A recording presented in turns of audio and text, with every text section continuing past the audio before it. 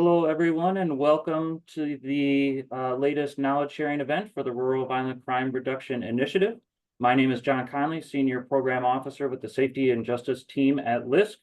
Joining me today are our fellow TTA providers from the National Policing Institute, represented by Samantha Reinierson and Reginald Thomas. Thanks for being here. We're also joined by Juliana Palmer, Policy Advisor for the Bureau of Justice Assistance at the United States Department of Justice and the program funder for the RVCRI program. We've got an exciting agenda for you here today, which I'll get into in a second, but just want to go through a few housekeeping items first. We, of course, want to acknowledge that this project is supported by a grant, the number you see on the screen, awarded by the Bureau of Justice Assistance, Office of Justice Programs, the United States Department of Justice, and that the opinions, findings, and conclusions or recommendations expressed in today's program are those of the authors and do not necessarily reflect those of the Department of Justice. And of course, we thank BJA for their ongoing support of the RVCRI program. Just a few event logistics. You'll notice that this event is being recorded. We will do our best shortly after this event has concluded to post a recording of today's event on the main RVCRI webpage, along with the LISC Safety and Justice resource page, along with a copy of today's deck as well. There will be a brief event survey. I'm going to put a link to that in the chat at the conclusion of today's event and encourage you to fill that out. Your feedback is critical to helping us improve future RVCRI event offerings. And we will also have a question and answer session at the conclusion of today's event. And so we have allowed for the chat and Q&A function to be enabled, and don't hesitate, don't be shy to ask questions of today's presenters, who I'm excited to get into now. So you'll see today's agenda. We're going to kick off first with a brief presentation by my colleague Matt Perkins on our team's approach to placing crime and revitalization. After Matt, we'll hear from Mr. Daniel Boggs, who is a member of the RVCRI team in Greenville, Mississippi.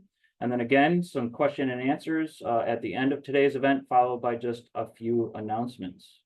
So let's dive right in. I'm going to turn it over to Matt. We're happy to welcome him back to another RVCRI knowledge sharing event. Matt's going to kick us off with a reminder about the history of the Safety and Justice team at LISC and why we focus so strategically on place as a key component for crime reduction efforts like RVCRI. But first, want to give you just a quick note on his background. Matt holds a master's degree in criminology from the University of Missouri St. Louis and currently serves as the program director for business development for the Safety and Justice team at LISC. Matt originally joined the team to manage our training and technical assistance program for the Burn Criminal Justice Innovation, or BCJI initiative, a previous place-based crime reduction program supported by BJA. And since BCJI, Matt has led countless additional projects here at LISC with a current focus on securing additional private and public sources of support for the Safety and Justice team's work while broadening and deepening our team of program partners. In short, we're lucky to have him back for another RVCRI event. And Matt, I'll turn the presentation over to you to get us kicked off about revitalization as a sustainability strategy. Great. Thank you, John. Thanks for the intro and for so nicely saying that I am old. Really appreciate that. You can go ahead to the next slide. Some of you may have seen a prior webinar that I was on for RVCRI, which really dove kind of in detail into crime prevention through environmental design. If so, I'm glad you still showed up for this one. If not, and like you're having trouble getting to sleep some night, the webinar is available online. As John mentioned, like we started at LISC about 2 weeks apart, about I think 12 years ago now almost, and really have both been very grounded before our work at LISC and especially after, in this idea that like place is really important, physical spaces, when you're trying to control crime, but especially when you're trying to build an environment in which you can maintain the gains made against crime and disorder and other safety challenges. The team we're on, the LISC Safety and Justice team, was founded in 1994, and If you haven't heard before, LISC, Local Initiative Support Corporation, is actually a national nonprofit devoted to community and economic development. And in building houses and in building or rebuilding commercial corridors, when working with the local nonprofits that were reliant on, not surprisingly, safety issues came up, especially in the late 80s and early 90s. And so the safety and justice team was formed as a way for groups that are not involved on a daily basis in creating safer neighborhoods to learn how they can play a part and complement the work of police and other government agencies in making places safer and keeping them safer. And so our work since 1994 has really focused on reducing crime through reducing blight, building a stronger voice and collaboration with residents, nonprofits, and other local stakeholders, and increasing the collaboration between community and law enforcement. And in doing that, trying to share lessons learned and examples of what it can look like. In addition to working on RVCRI, we serve as training and technical assistance providers on a number of DOJ programs, including school-based violence reduction programs, and community violence intervention support. So next slide, please, John. And apologies again for those who are on the septet, but I always like to start the conversation about place and crime and place-based interventions with a reminder that what we're doing doesn't just feel good, but is really grounded in research and what we know about crime, and things like the law of crime concentration, where we've heard a lot about high impact offenders, where about 80% of crime is committed by 20% of the people that commit crime. We also know, though, through research, that the same holds true for the geographic distribution of crime. And as people involved in addressing crime over the years, you'll have noticed this, right? 80% of crime happens in only 20% of the places where crime happens, and in most physical spaces has no crime, so it's even more concentrated than 20% of places. And we know that focusing on those physical spaces can have an impact in reducing crime. When we're talking about it from a development perspective, if we want to build a main street and make it strong and healthy and financially vibrant, we know that we need to make it a place where people feel safe.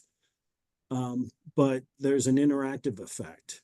So we know that also, once we've made a place vibrant and people are on the streets and using it, that activity reduces crime.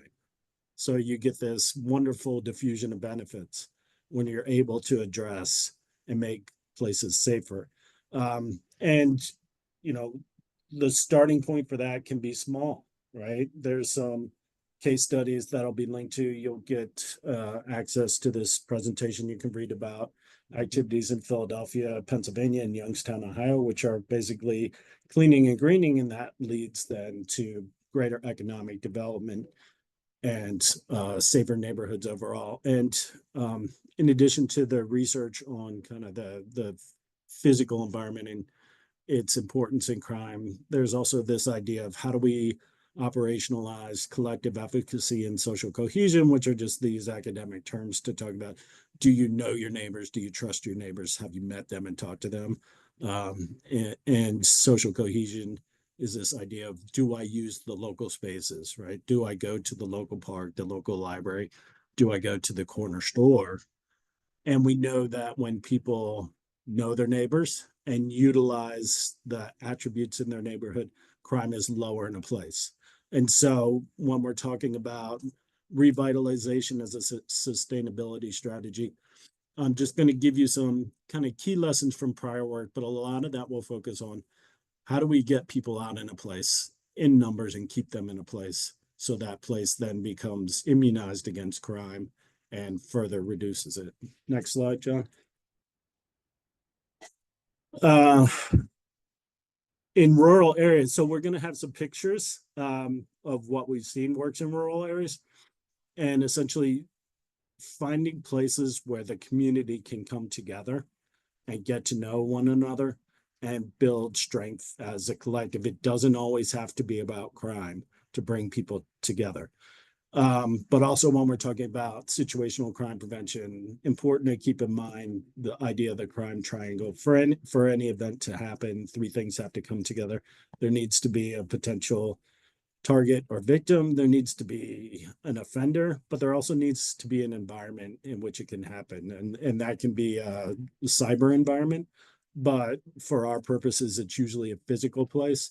And if you can disrupt that, for some types of offenses, they just never occur. Some types of offenses where there's obviously a lot of motivation, opioid usage. If you disrupt a physical space where it's going to have people are going to go look, but you've still disrupted the cycle and reduced the number of incidents. So even in a highly motivated offender, we find it worthwhile to address the physical space. Go ahead, John. And just among those key lessons that I want you to keep in mind as you listen to Daniel talking about his work in Greenville is everyone has a role. And as police especially, I've seen are so often used to taking on the burdens of crime reduction. And because police get stuff done, right? They often don't have the patience to work with other government agencies.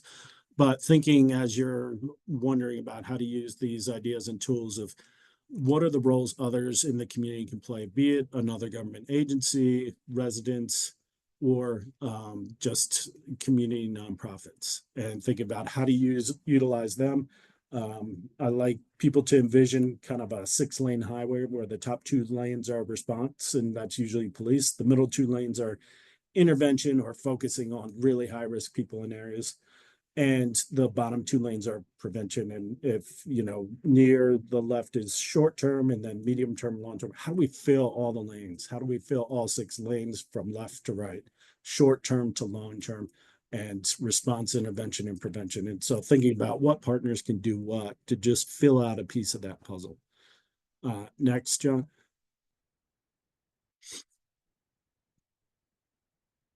And again, what can an intervention look like? It can be something as simple as cleaning a lot in a city and greening it and maintaining it. And we see, for example, these interventions in Philadelphia where violent crime went down, not only in those at that specific location, but in the neighborhoods around it. And a lot of these you have to they work in rural areas too. What we think about as different in rural areas is your partnerships tend to be occupied by generalists more than people specifically tasked with one job. And transportation, right, we know is always an issue. So thinking about as you're developing responses, how do we address that? Go ahead, John. And in creating spaces where people can gather, right? So like changing the nature of an environment to one that brings people out and brings people together, watching out for each other. Yeah, I have a picture of New York City, right? Taking away traffic lanes and putting in tables so people can eat lunch outside. But we also have a picture from Tamaqua, Pennsylvania, bringing the community together in one place at one time, right? And establishing that social cohesion and collective efficacy, and thinking about how do we do that. And when we're thinking about what are the places in our community we want to highlight, right? Being really kind of remedial in activating spaces and making placemaking. And so things like, where do you want people to go? Well, put up signs and tell them exactly where you want them to go. Like you see the signs, the placemaking signs in the top right of that slide is people essentially follow the cues in the environment around them. So don't leave a vacuum. Fill the environment with cues about how you want the community to use a space and what you want them to do, and how you want them to be your partners. And also this bottom right picture, I just want you to think any place can have different attributes at different times of the day. So you see this Safe Passages program, Safe Routes to School from Ohio. And most of the day, this sidewalk is kind of private space and part of somebody's lawn, or not used by the public, but twice a day, like it becomes a really important public component. And so thinking about how are the different places in your community at different times important to the community, and how can you take advantage of those places at that time? Next slide, John. And also this can be hard, especially for kind of government employees, but thinking about like, how do we do things quickly, sometimes without permission, and with the resources that we have at hand? If it's called tactical urbanism, but we could do tactical ruralism too. And that's just when you see an environment, a change is needed to a place, find a way and find a partner who can just go make that change and do it, not necessarily with concrete for the built out environment, but any type of change to a place that needs changing can have impact. And so you see a lot of, for example, intersections where painting is going in, and these types of paintings do slow down traffic because people will stop to look at them. They're drawn to it, and lots of lessons out there to be drawn from other communities and cities around the country. Next slide, please, John. Again, tactical urbanism.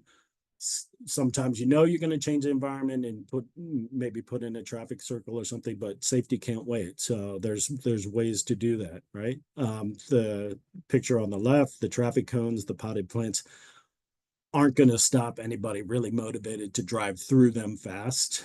But most people aren't wanting to do that, right? So if you put that barrier much the same way as if you painted it and create kind of a mental or emotional barrier, like people will respect that and respond to it, and you will change the place.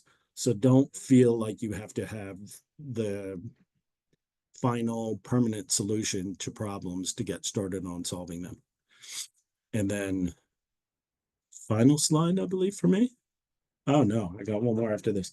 This concept of capable guardianship. It's really important when you're working in a community that people know somebody cares for a place and is looking out for it and is in charge of it.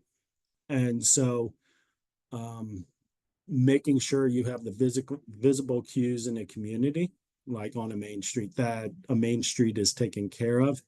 And one other thing I would suggest is we keep in mind, like even for somebody like the owner of a convenience store where a lot of people are loitering and hanging out, and they, as owners of the convenience store, have really been seen as a detriment to the community, doesn't mean they want to be in that spot. So making sure as you're developing partnerships, you're reaching out to people and offering them the opportunity to be part of the solution. Some will turn that down, and you may have to look towards more like licensing or other types of sanctions, code sanctions against them. But many of the people who you haven't anticipated as partners want to be helpful. They just don't know how, or they feel unsafe in doing that. So give them the opportunity to be on your team. And then finally, John, you know, everyone has a role in community development. That includes the police. And so here are some pictures from projects we've worked with, like in Tamaqua, where police were very active in, again, building that community, doing the creative placemaking, creating collective advocacy in their community. And in places like Alameda County, where the sheriff's department built out an Eden Night Live program. They took a vacant lot that had been a center for disorder, not necessarily crime in the community, but it was certainly a wasted space on their main commercial corridor.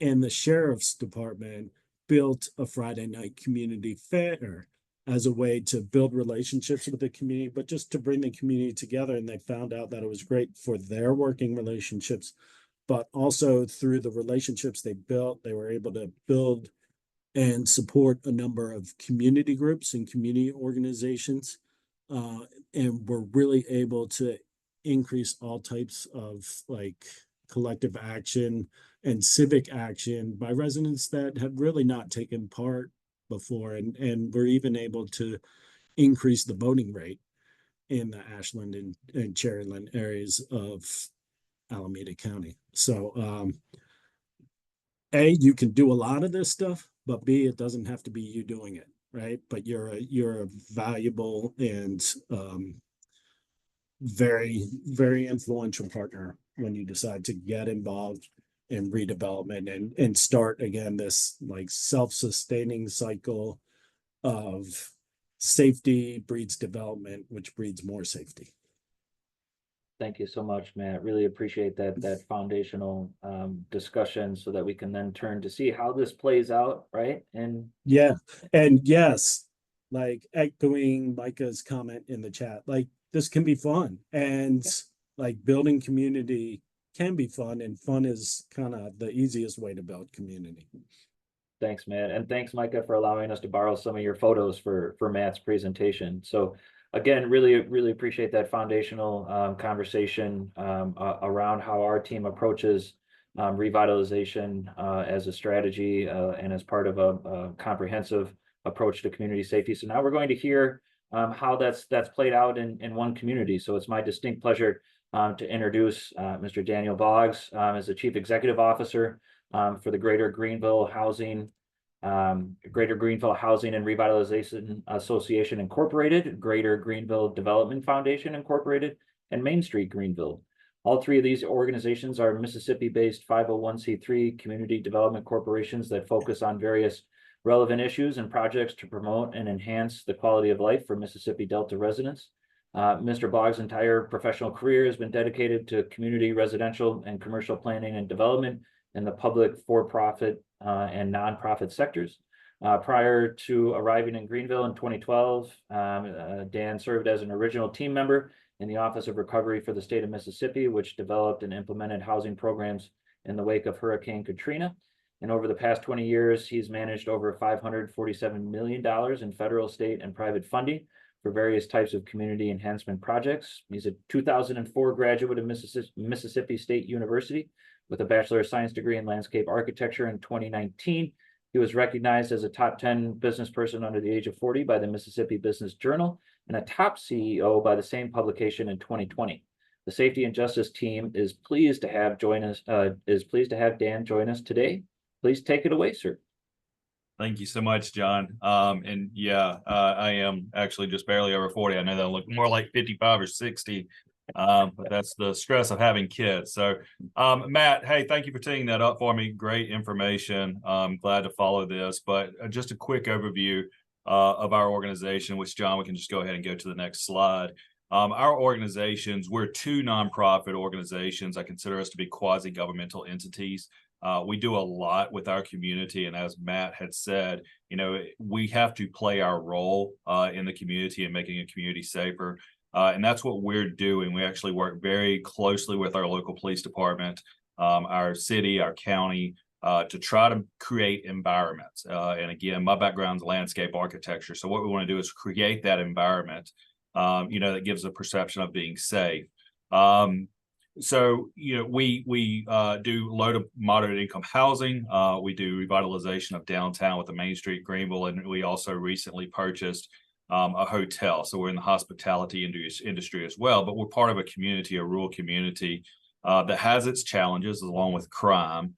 And again, we're trying to step in and implement some programs, policies to kind of reverse those trends and make our community a better place to be. So, John, we could probably go on to the next slide. That's a quick overview of the organization. So I'm somebody who really loves to read and study, you know, what's happening, you know, in certain situations and how environmental design impacts crime. But also, you know, with us being a Main Street organization, I really did want to kind of understand, you know, with rural communities that we live in, why are a lot of them abandoned or vacant?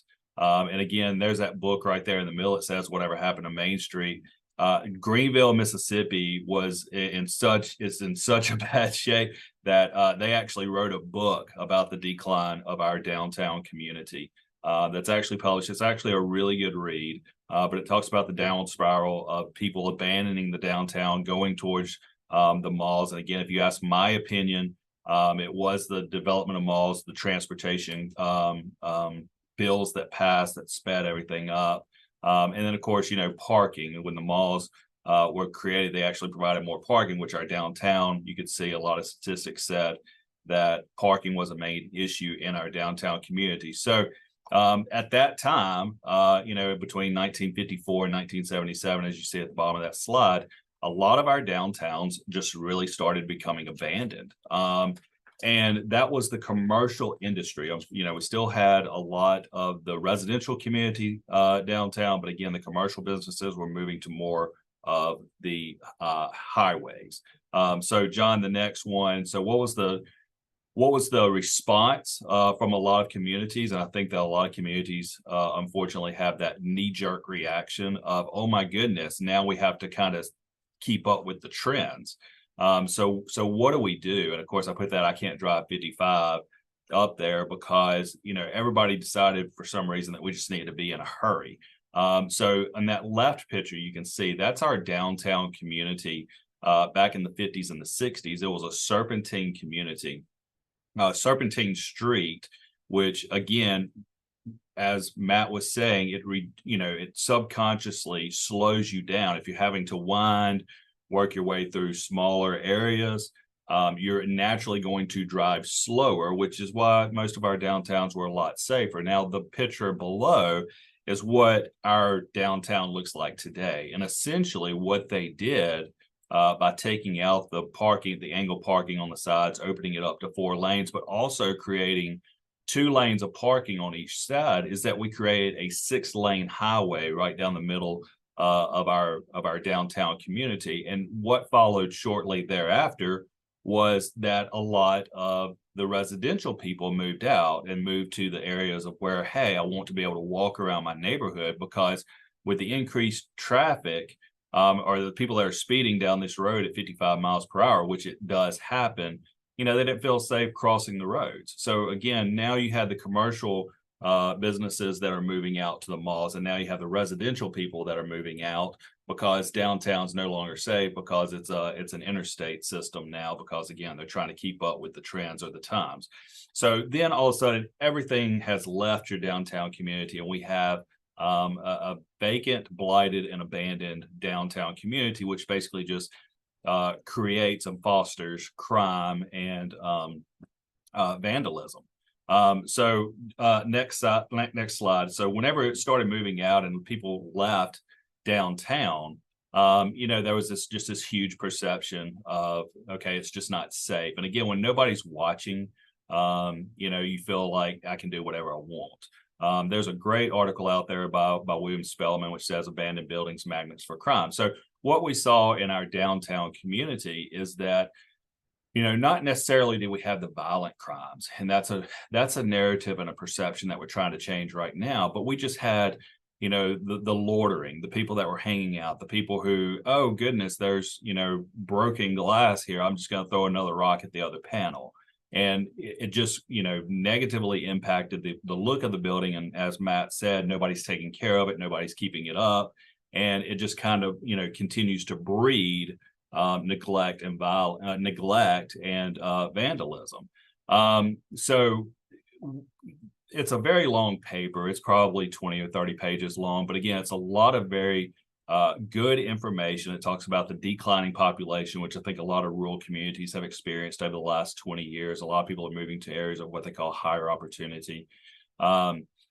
But the people that were left here just kind of felt overwhelmed with trying to revitalize these buildings, get them back into commission, and also servicing them for the long time. So I did like Matt's little 80-20 rule, and again, I would kind of say that as well, is there's a small group of people who are really committed to sustaining the community, and that has to be your cheerleaders, and that has to be your motivating group to make the changes that you need to make within your community. But what he had also said, and two facts that I thought was very interesting within this paper, is that 41% of the abandoned buildings could be entered without the use of force, and that 83% of these abandoned buildings showed some type of criminal activity. Drug use, vandalism, graffiti, stolen copper. Again, that's a big thing around Greenville, Mississippi, which is the community that I live in.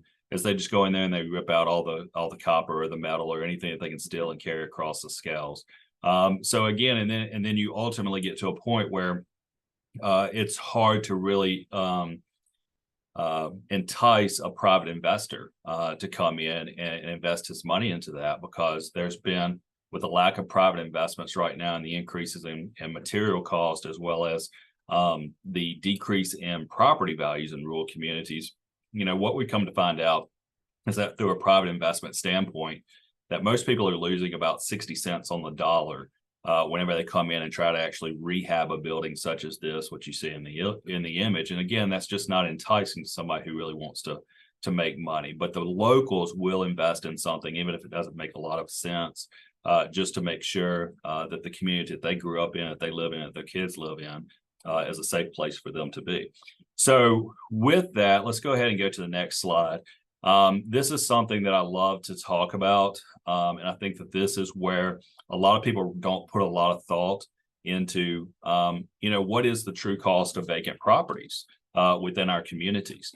There are a lot of studies out there that basically say that a vacant building, the number that I love to throw around whenever I have discussions, is $300,000.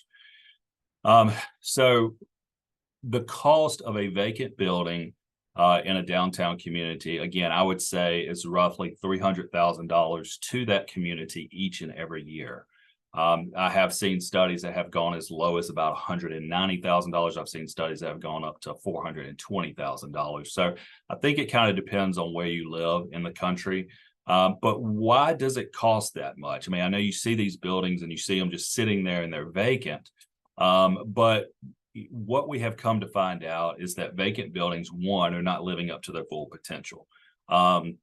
They do not have any activity in them. So therefore, they're not paying any utility costs. They're not paying sewer or trash. They're not making upgrades to the building. They're not going to the market and buying new inventory to switch over their inventory or retail items that they can sell. They don't have payroll tax. The taxes, the property taxes, which ad valorem taxes is the number one driver of most communities and the highest income for those communities. They're significantly decreased because the value of the building is decreased with it not being occupied. Now, that building also, because of where it is sitting, the adjacent buildings also are decreased in value, just because if you have a really good looking building sitting beside a vacant building, it really does just bring down the value of that building. Whereas if they're all renovated, what do they say? The high tides raise all ships. Everybody prospers. But what we've come to find out too is very similar with that last slide, is 41% can be entered with very little force, is that you have people that are going in there and they are vandalizing them, and the police department do have to respond to those and push people out of the buildings, and then they have to call the tenants, which most of the times we see are absentee landlords, to go back out there and board up the buildings and keep them safe again. But again, that, even though, in Greenville specifically, we're not seeing violent crimes, it's not necessarily unsafe in our downtown, but the perception of it being unsafe is what has the negative impacts on our community. So, that vacant building is not innocent by any means, and it's actually costing your community quite dearly. So, John, next one, that kind of goes over to who are we? So, as I said, one of our nonprofit organizations is Main Street Greenville. And again, you see the focus of that. I do say that it was started in 1980. I think that that's very significant, because if you remember my previous slide, I was saying a lot of people moved out of the downtown communities between, I think, 1954 and 1977. That was whenever we had the really mass exodus of moving out. However, in 1980, it's sort of like we said, you know what, we made a mistake. And again, I say knee-jerk reaction. and Main Street America was created. And what they did is basically said, look, what we're seeing is that the heart and soul of each community is really determined by its core, which is its heart. And from an economic development standpoint, I can tell you that, whenever we're trying to encourage new businesses to come to our community, the majority of them do want to see our downtown. And again, they believe, and they have told us before, is that your downtown is the heart and the soul of the community. And it really, it's a mirror reflection of how much you actually care about your community. So a strong downtown also means a strong community. So in 2014, I have been here for I just moved here 2 years ago. We did a 20-year comprehensive strategic plan. And the number one goal in that, they outlined 9 goals to help curb our reducing population. We've actually gone from a peak of 48,000 to 28,000 today. But they say that our community is actually going to right size somewhere around 26 to 28,000 people. But the number one goal that the citizen says was a redeveloped central business district. And the mayor at the time, John Cox, put that completely on our shoulders, which we made a significant effort to try to free up some of these vacant buildings. And we actually sent out letters and absolutely had no response. So John, you can go ahead and go to the next one. So we sat around for 6 years thinking, gosh, we're not going to be able to do anything. And in the middle of COVID 2020, what we also came to find is while we were doing this and doing our inventory, we found out that the vast majority of buildings in downtown Greenville were owned by 3 families, 2 of them which were absentee, or they were out-of-state owners. And one of them actually lived locally. We reached out to all of them with hard nose as well. So in 2020, we're sitting and we're staying away from people. We're staying away from everybody that we can. And I get a phone call from the local landlord that owned a vast majority of the buildings. And she said, I've been thinking about it. And I think, now's a great time for us to let go of these buildings. Are you still interested in buying the buildings? And again, at that time, I saw it as our one opportunity to kind of rebuild our downtown community, but everybody was running from bricks and sticks at this point. And it was quite scary at the time as well. So I said, well, let me go look at them. And again, it turned out to be 23 storefronts, 16 buildings. And, I don't want the picture to the left to scare anybody, but about a third of the buildings were in pretty good shape. About a third of them needed a few $100,000 worth of work. And the other third, which is, signified in that picture to the left, needed, they really need to be honestly gutted and torn down. That is the roof of the building, which you can see come through. And again, if I didn't own that building, I think that picture is actually quite pretty with all the colors in it. But as I was rounding the corner, I did see this saying in that building that said, some men see things as they are and ask why, others see the same and ask why not. And that, to me, it just spoke. And I was like, wow, here I am. And I've been trying to preach, let's turn this community around. Let's make it a better place to live. And this is like my sign to buy these buildings. And so we went out and we actually purchased the buildings. And then I come to find out that was actually stolen from George Shaw and Robert Kennedy have actually said that in the past. So thank you, Greenville class of 1956, for encouraging me to buy 23 storefronts that you stole a quote from. But it inspired me. And whenever we did that, we actually acknowledged, we sent out a press release that we bought the buildings. And we started an initiative of inventorying these buildings and actually considering, what can we do to make this place a better place to live. And next slide, John, what we're seeing as the major crime was illegal dumping. And obviously, as you can see from the next 2, is break-ins where people were kicking in doors or kicking in the glass. Obviously, they see something in there that they think that they can have a value. So they just decide to kick the doors in. Vandalism, and this was one. There's a brick sitting right in front of that broken window, and I have no clue where that brick came from. Somebody actually brought it into the area and threw it at that window, which is quite disturbing. And then, of course, theft. We actually had some air conditioner units, 2 5-ton air conditioner units on the back of one building. And I hate the battery powered angle head grinders, because all they did was come in there and cut the cages off and cut the condenser lines, and the air conditioner unit was gone in less than 5 minutes. But again, as you're trying to rebuild your downtown, unfortunately, you can't say things like this, because then it kind of, reiterates the crime that's down there. Again, not violent, but it's crime that affects us all, because ultimately, at the end of the day, it's dollars out of my pocket of what it's going to cost to get these buildings back up and going.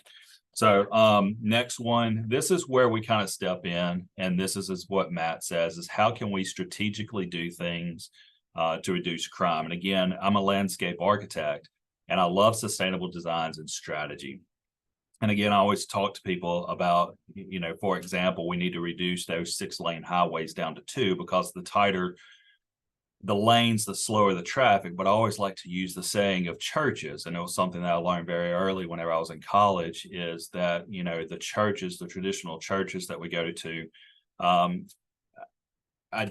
never knew why ceilings were so tall in those churches until I understood modern architecture, and what it is actually the churches have high ceilings specifically because whenever you're in there and you're in a place of worship, you're supposed to feel small. Like, you're supposed to realize how small you are in this world. So again, it's a lot of the things that you do that subconsciously affect the outcomes. So again, clean it up, take pride in the space. And some of this is what Matt talked about earlier. Also the increased lighting. We also know that, criminals love to operate in the dark. So increased lighting within a specific area that you might have some issues with. Watch or give the appearance that somebody is watching. So we, with this RVRCI grant, BGA, with rural LISC, we're actually putting up SkyCop cameras, and we're putting them in hotspot areas. Now, what we're doing is we're not alleviating the crime, but we're actually dispersing it to places that are actually a little bit more manageable for the police to respond to. And, in our community, the police have also said, hey, we're 40 police officers short, which I think is what a lot of you guys are dealing with. So how can you create opportunities to have a reduced police force meet the crimes within your community again? And again, a lot of it is cleaning it up, subconscious decisions that affect the perception or the mindset of the criminals, but also funneling them to areas that might be more favorable to serve. And again, whenever I say give the appearance that somebody is watching, we actually have some of these cameras that actually don't have cameras in it, but the criminals don't know that. And this was previous before us, but they do have the blue light flashing on the top. And again, sometimes if somebody feels like they're being watched, they are not as inclined to do the crime. But partner with your organizations and partner with everybody else, because it does take a village, and you just have to understand you have to do your part, but communication is also the key. So let's go ahead and go to the next one. This is some of the progress that we have made in the last couple of years in regards to the revitalization efforts. So going back to probably my first one, clean it up, just rehab the building. This is a before picture on the left and an after picture on the right. Same exact building. And again, right there behind the plywood, there's a beautiful window, natural light coming in. But the lady who's occupying this building, she was a bank teller. And she said that she always wanted to open up a retail store. So we rehabilitated this building, cleaned it up, painted it. And now, like you said, you see something that's beautiful, and absolutely nobody has touched that building. Whereas before, the back doors were kicked in, the copper was stolen. I don't have any inside before, but it was completely stripped clean. But now she's there, and and again, thankfully, nobody is bothering her. So, next slide. A before and after of a residential space. This was actually Greenville's first residential building. So you can see the windows to the left, doors are boarded up, they're kicked in, windows are broken out. You can see right there above the doorway to the left. It just seems like, hey, there's a broken window. Let me throw another rock and see if I can bust out another frame. but we rehabbed it, put it back into commission. The day that we advertised that these units were available for rent, we had 63 applications in hand within 24 hours. So again, people do want to live in safe places. They do want to come back downtown. They do want to live in, places that are revitalized. And again, that's the easiest thing to do, relatively speaking, outside of the funding. But if you want to stop the crime, rehabilitate the building. So next one. This is a local paper. Again, this is kind of twofold. The paper started out downtown, and they moved to a larger place. Of course, when print was king, and we didn't have access to our phones or the internet.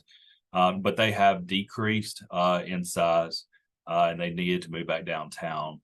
So they were moved from their 40,000 square foot building to a building downtown that we rehabbed for them as well. And again, you can see just to the left is that high cotton building, the first one that I showed.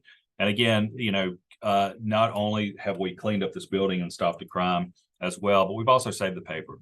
So they're now in this building, and all of their expenses, rent, utilities is actually less than their energy bill at the 40,000 square foot building. So again, there's a lot of residual impacts that happen whenever you start doing one thing at what it really does for a community overall. So next, John, I'm going to try to speed this up. I know but this is the hotel. This is the hotel that we own. It's just add lighting. It was a very dark place.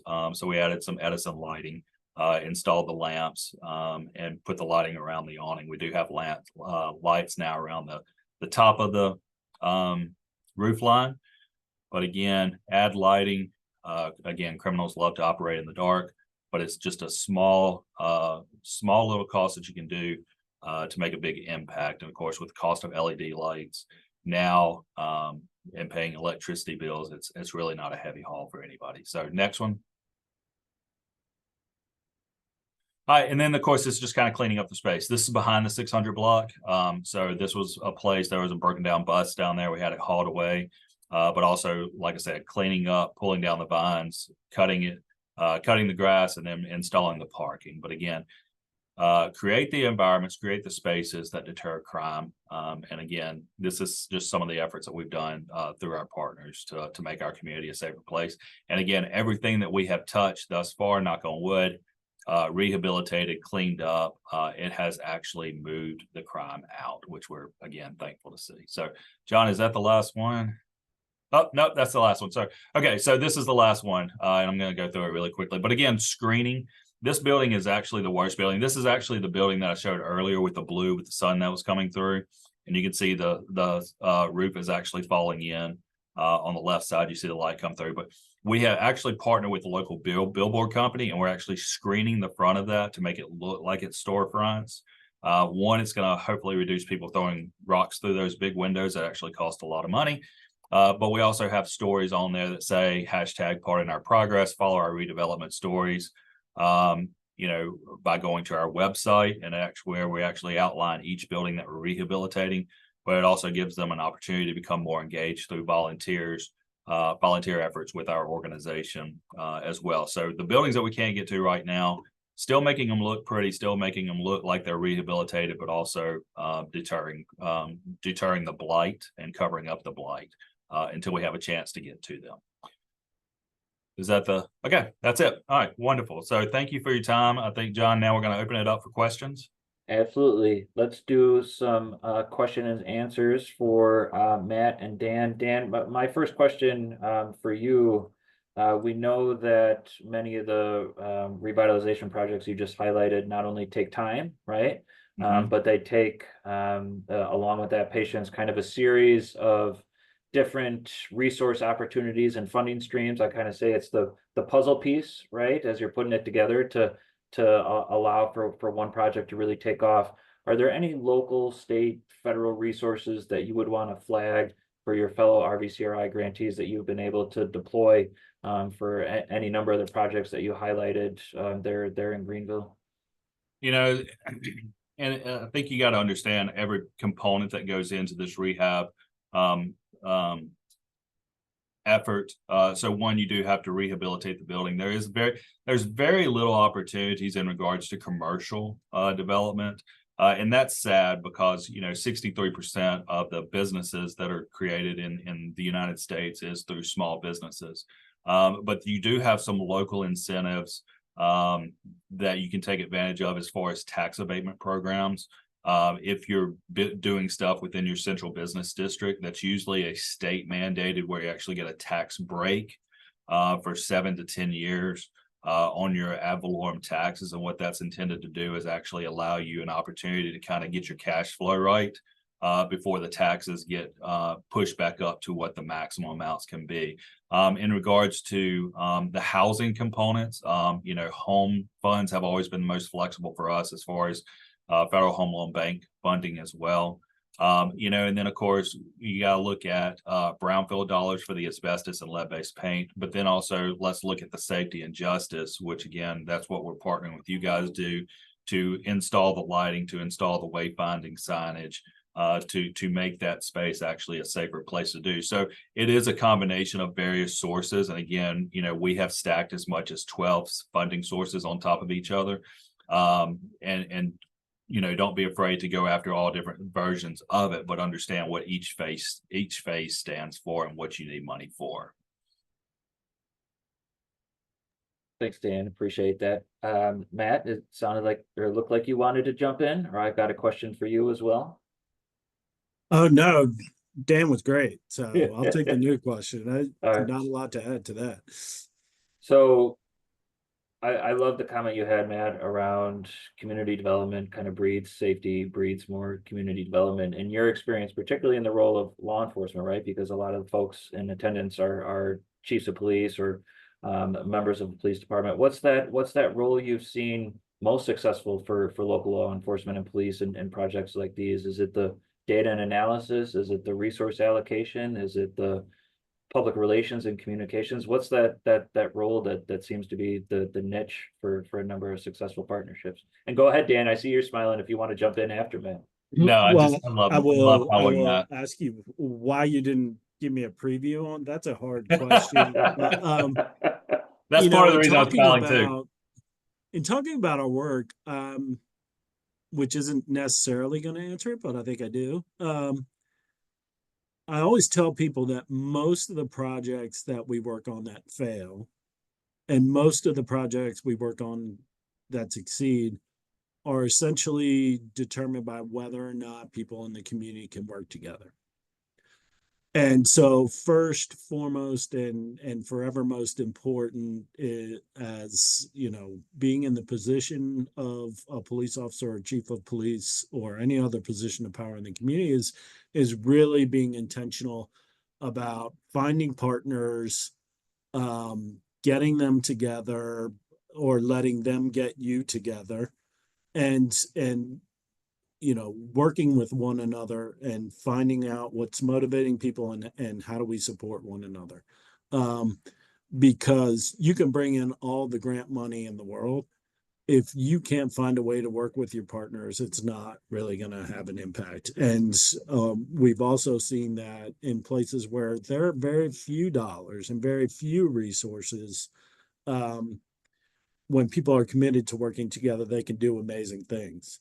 And, I will add on now to what Dan was saying about braiding funding sources, because the one thing I know, John, you and I have talked about with these partnerships that get federal grants is that oftentimes it can be bad for a partnership if the first thing they do together is get $1 million. I think I've found through my career that when people and groups working together have some practice at doing that and then get grant money, they're in much better shape. So get started, find those partners, do something small to start. And as part of that partnership, you can look for resources and you'll be in better shape than if you try and get grant money first. I love that answer. And I did see Julianne Dunn, who's our partner with Rural LISC, Senior Program Officer. I apologize, Julianne, for not recognizing you at the top of the event today. Did have another question for Matt and Dan. She indicated that you mentioned the strong partnerships that help motivate these programs. How do you involve the communities in the decision making, and what are the best ways you involve them? So Dan, maybe if you want to take that from the Greenville perspective, and talk about kind of the community outreach engagement sessions that I know are kind of currently ongoing. If you've got intel there that you'd want to share. Yeah, and it is it is the community gatherings. Again, a lot of it is driven by the partnerships that we have with, you guys as well, which really force us to kind of get into the room together and have those conversations. But thankfully, we also have a very core group of individuals who are committed and dispersing those responsibilities among that core group. And you do have to have a core group. I think everybody knows about the famous show Hometown down in Laurel, Mississippi. But I'm fortunate enough to know a couple of those guys. And they talk about how it was really just kind of five of them that said, "Hey, we're going to go buy a building downtown and renovate it, and we're going to live upstairs and create the apartments downstairs." And they created this positive energy that just was, infectious. And everybody was like, "Wow, I really want to be a part of that too. Let me get a building as well." But you do have to start with a core group, and it has to be a dedicated amount, of 3, 4, 5 people.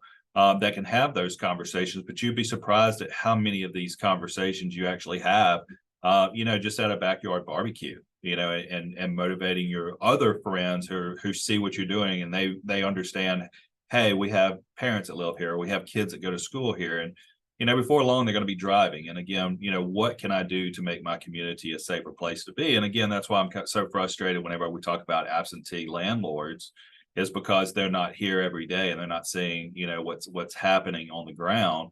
But, the people that are invested in that community and actually want to make it the best that it can be, those are the ones that have to be the drivers. So we do have big groups. There are times 4, 5, 6 times a year that we do have groups of, 40, 50, 60 people in the room, and we're getting feedback, and you get a lot of great feedback from those individuals.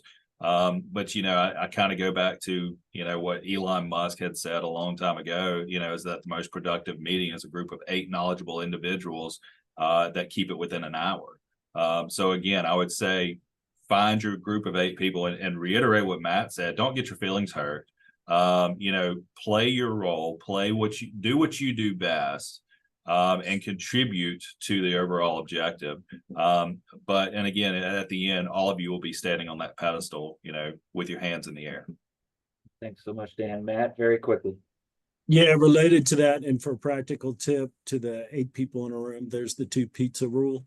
If you're having a meeting and providing a meal, just get 2 pizzas.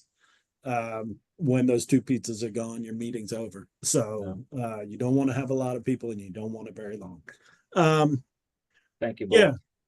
No, I think I remember my early days at the cops office in the mid 90s, and going to when community policing efforts were new again for a lot of departments, and going to community meetings where police officers would come in with their maps and their data and say, "This is your problem and this is what we're going to do." Questions. And how much policing has learned since kind of that idea of we own this thing completely, and everybody else is just here to watch us. And I think being in small towns and rural areas is a huge advantage because you already live it every day. You have to find partners. You are generalists in your agency, or wear several hats at least. And so you're more used to talking and listening to people in the community to solve problems that you just don't have the resources to dedicate an officer to. But again, it's a partnership. So listening, always thinking, and the one other thing about partnerships is when is community outreach and partnership done? It's never done, right? Yeah. There's always somebody else you can talk to, but more importantly, people only have so much time and effort to give. So as you're pulling together that core group of 8, you're going to have some for 4 years, some for 5 years, and you're going to have some for 6 months. So thinking about how do we replace people with others who are equally invested and interested in the work, and may bring some new ideas. And I would Thank you, like to Matt. add to that and just say, also. Final comment, because we're running out of time. Yeah, Thank you. gotcha. Similar to what Matt had said, but also meet them where they are. Yep. And that's why I say the backyard barbecue. Yep. That's easy for them to show up. They can make time for that, but they might not be able to make the 5:30 meeting at the library. So Yep. again, meet them where they are, get their perspective, because they do have a lot to contribute as well. And Thank you both. to learn the lesson from our friends in Tamaqua, sometimes having fun is enough. Yes. Nice shout out of Tamaqua. We're going to move to what's next. So the next rural roundtable, and actually the last rural roundtable of 2024, is scheduled for Thursday, October 24th, 2 p.m. Eastern. Registration details for those went out early this week, and we'll be sending out reminders in the coming weeks. And then we have an upcoming MPI-led webinar. And Sam, would you like to quickly jump on and talk about that event? Absolutely. I'll keep my comments brief, but for folks, we'll be having a webinar November 21st at our usual 2 p.m. Eastern time. That's really going to focus on resources that are out there for agencies and their partners, really at the federal level, and then we may do additional ones down, but we'll have DOJ representatives, COPS office representatives, FLETC, our partners here at Rural LISC will be on as well, just to talk about some of the resources that are available that folks may not be as familiar with. Thank you so much, Sam. And our final slide, you'll see the resources. We again will be sharing a copy of the deck with the embedded hyperlinks for resources on comprehensive revitalization through LISC, our resource library, a number of resources from Greenville, the Rural LISC website. If you haven't signed up for their newsletter, encourage you to do so. Great events and grant making opportunities through their network. And then finally, the Main Street America link, because I think Dan's discussion around that effort would be of particular interest to a number of sites. So I know we've run out of time, but I also want to invite Juliana Palmer, Policy Advisor for BJA, for any final closing comments or thoughts from BJA before we wrap up. I believe actually Juliana had to depart, so no final comments from her. So I will end by saying, Matt, Dan, thank you so much. It's been a pleasure.